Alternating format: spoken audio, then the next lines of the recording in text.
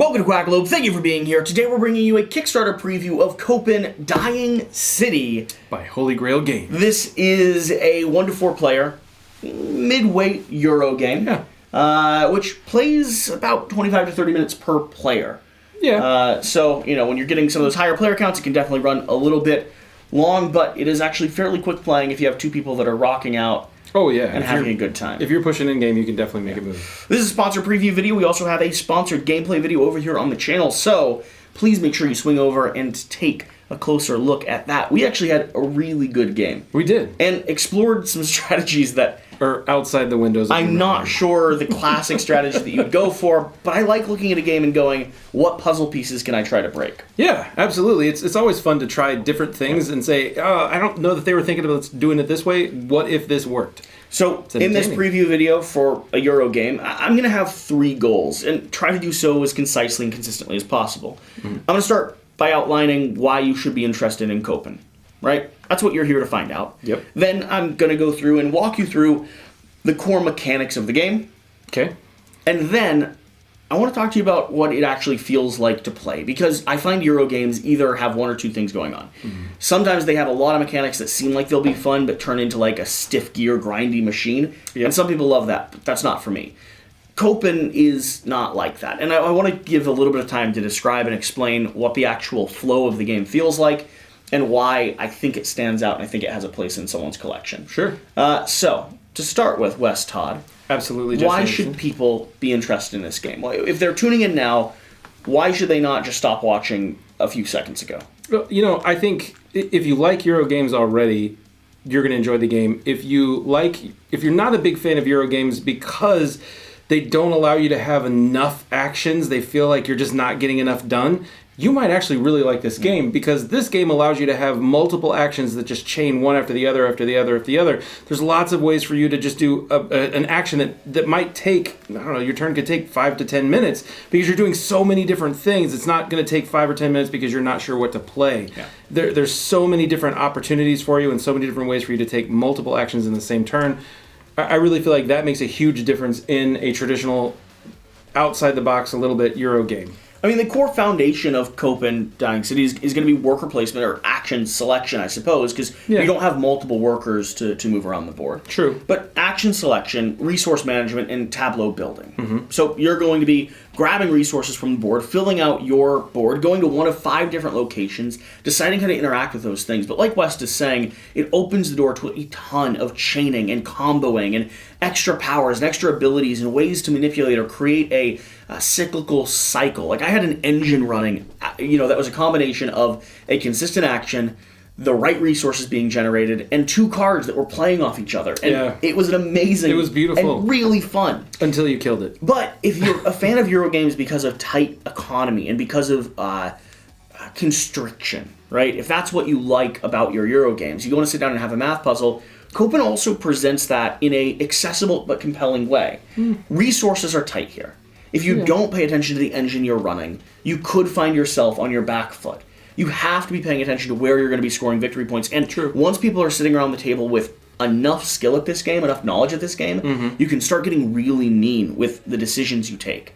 Cutting people off, deciding to choose or not to choose to play a tile, grabbing certain cards, or building your tableau in a way that is just getting there moments ahead of the other player. There's a lot of interaction in a Euro game and in a Euro genre that typically doesn't have as much interaction as I think Copan does. Yeah, I think with 3 players even, this would be even more pushy because of that. You've got a race to victory points in the center here. You've got cards that are limited. You've got a whirlpool action that disrupts the board for everyone around the table. Yeah. You have a row of cards that everyone's trying to go to for set collection. You have regions that you're trying to get out to that allow you to actually buy and cycle tiles that'll be closed off as the game progresses and continues, and people could do that, could trigger that on purpose. And then you have a limited marketplace of really powerful and really high-scoring points or objectives, and if someone gets there ahead of you, then they're cutting you in line. And then on top of all of that, every worker placement location encourages you to stay at it for a few rounds, rewards you for staying at it for a few rounds. But people can come in and push you off that spot. And people can shove you. They can make it so that you don't actually get to use and utilize the plan that you had, which was to stay there and get the best potential resource generation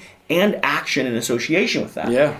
There's a lot of interaction on this board, and you don't initially see it and like you're saying, 3-4 players, you're really going to see some of that interaction come to shine. Yep. At 2 players, unless you're bumping up a strategy, you don't have to have conflict. Yep. You still have a bit if you're playing with West. You still have a bit, yeah. If you're playing with West and I, you do. You definitely do. Okay, so now let's talk about the general mechanics of the game. If you want to go through the general flow, sure. I'll break down the specific regions once they have an understanding of how the operation of the game works. Sure. So in your with your turn, you're going to have to place a tile here on top of the temple, and that'll be one of these different colored tiles. Or if you're like us and you push a different tile of strategy, you have to take a tile and put it upside down.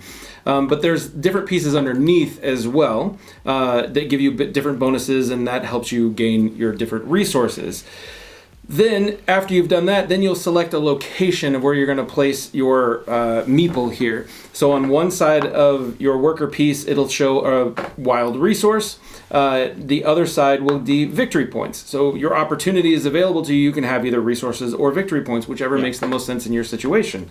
And that allows you to choose the different actions that are on the board that do various things as well. Yeah. So getting into a little bit more specific when it comes to the board and the way the actual game starts linking together, the mechanics pieces of this. First off, the win condition is victory points. You get victory points from a lot of things. In a classic Euro fashion, do everything you can to the best of your ability. Yep. But you can also lose victory points in this game. And so you actually need to be involved to some degree in every single action, or you need to decide to not be involved at all. Right. And eat the cost that you've decided to incur. So there's some negative consequences to not being part of each one of these different things we're about to go through.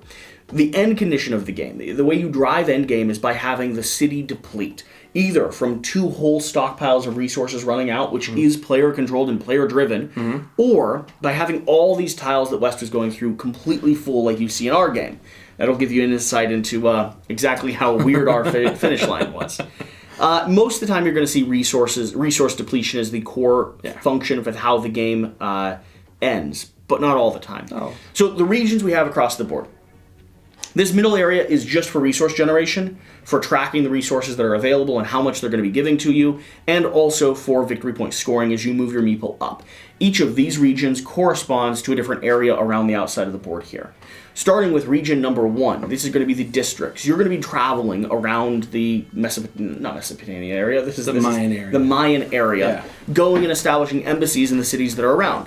This action here is a little bit of set collection because you want to have all of the cities. Costs a lot of resources to go there, so it's going to be an expensive journey to take, and it gives you bonus actions when you go there. So every one you go to is going to give you a potential reward. The river up top here is going to give you the opportunity to drop more of these resource-generating tiles. It's also going to allow you to expand your board, placing in new pieces that allow you to, have more resources. And that'll be necessary as the game continues to go on. This is also the only friendly place in the game. It's the only place that doesn't cost you to go take an action. Over here, we're going to have the ball pit. The ball pit is where you're going to recruit people into your tableau. These people have 3 core functions. You have immediate actions, which if you spend and discard with a lightning bolt down below, in this case, you'd grab a mask. You have forever actions, which have the infinity sign down below. In this case, if you end up taking an action at the number 1 location that we just went through, the embassies, you'll gain 2 victory points. And we have our sunrise or sunset actions, which are your endgame points, which are going to be endgame victory points. In this case, for every blue resource you have, you're going to gain 2 victory points at the end of the game. These will slot above your tableau here, and if you need, you'll be able to sacrifice them to either get immediate actions or clear more room for new ones that are coming in. This ball pit also relates to a heavy amount of victory points depending on how many people you've recruited. Moving down to position number 4 here is going to be our plinths, pillars, our your altars. Altars. Yes. These altars are where you come pay a lot of resources to have the gods work in your favor, and of course have the local priests make sacrifices, give you that wink when it comes to the court of law. Here you're going to be competing for various different areas that have bonuses. Like if we set down a card here, this area, if you pay 2 resources, you have the chance to move up the tower 3 times and gain 4 victory points. You have the chance to go ahead and gain a tile, which is going to be one of your little embassies there, and move up the tower 2 times. And you have the chance to go ahead and take a action at the 1 location and go ahead and move up the tower 1 time. All of these will be cycling, including this marketplace up here will be cycling throughout the course of the game. all of them are highly competitive and can be crucial if you get them at the right time. And finally, position number 5, which is going to be the line over here.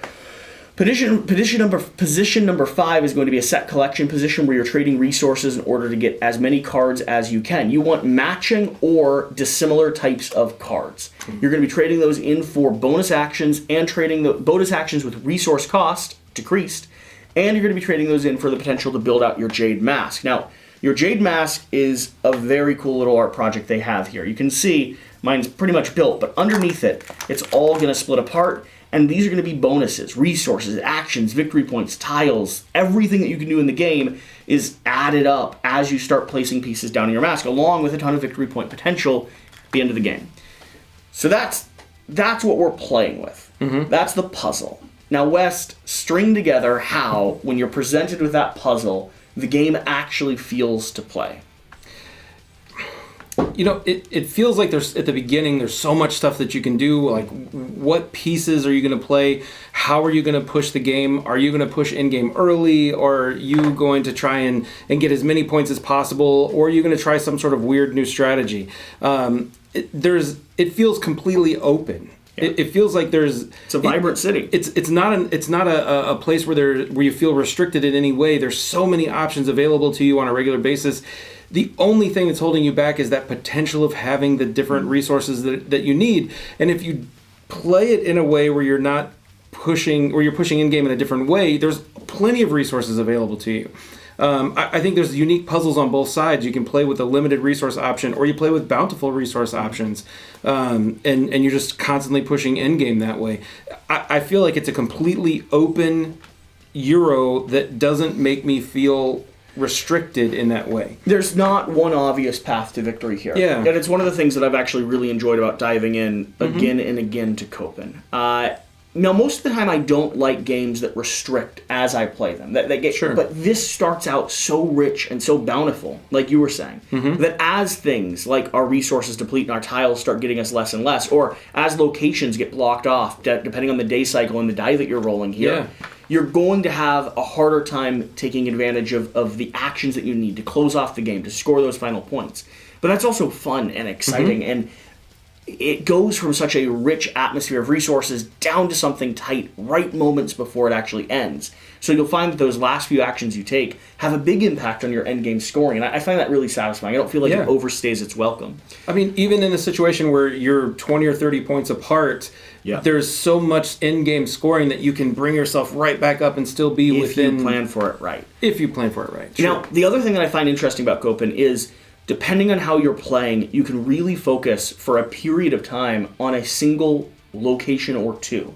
Pairing up the tableau building that you have with your characters down here with heavy altar play and trading resources for actions or bonuses or victory points, or trying to build your mask by getting the set collection cards here and pairing that with the city districts that allow you to just generate resources, then take actions that are a little bit more efficient, right? True. Trading in heavy amounts of cards and every one of these locations actually pairs with each other in an interesting way. And we could sit here for the next hour talking to you about the different types of strategies you could pursue. Yeah. But if you like a game with variable strategy, and what I would argue, at times, strategies that feel broken even though they aren't. Like, I've had moments where I've sat down and I've been like, oh man, I just figured out a puzzle that feels incredible, which means it's too fun to be a Euro game. Right. And yet at the same time, the game's balanced because everyone is doing that. Everyone's solving that problem. Along with that, the final thing I'm going to highlight and talk about, some of the stuff I haven't even been able to fully explore, are these cards. You have different challenge modes for this game. And basically, whenever you hit a whirlpool, or whenever you break and don't have enough resources, you're going to be rolling a dice through this tower here. And depending on the face of the die you get, depending on the season that you have, and depending on the card that you have in the scenario or game you're playing, your experience of play is going to be entirely different. Yeah. Do you want a more resource-rich, friendly game? Amazing. Do you want a game that's literally trying to destroy you because vengeance from like the old ancestors are coming back to haunt you? Then there's an option for that. Do you want a game that's going to last long and let you drag out your play, or a game that's going to rush endgame quickly, depending on, of course, what you're rolling out of this tower? I think it does a really, really lovely job at giving me a open world, kind of variable Euro experience that is not that complicated. No. It's very accessible. Yeah. It's very accessible. So that's Copan. Like I said, we've got a full gameplay. Hey, if you don't believe us, go check it out. See for yourself. See if this is going to be the right game for you. Swing over and check out their Kickstarter page. I'm hoping they've got some like cool little promos or stretch goals or extra things they're adding in, because this is a game that like there's modules, there's extra decks, there's different types of cards. There's a lot of like stuff they could play with. Yeah, definitely.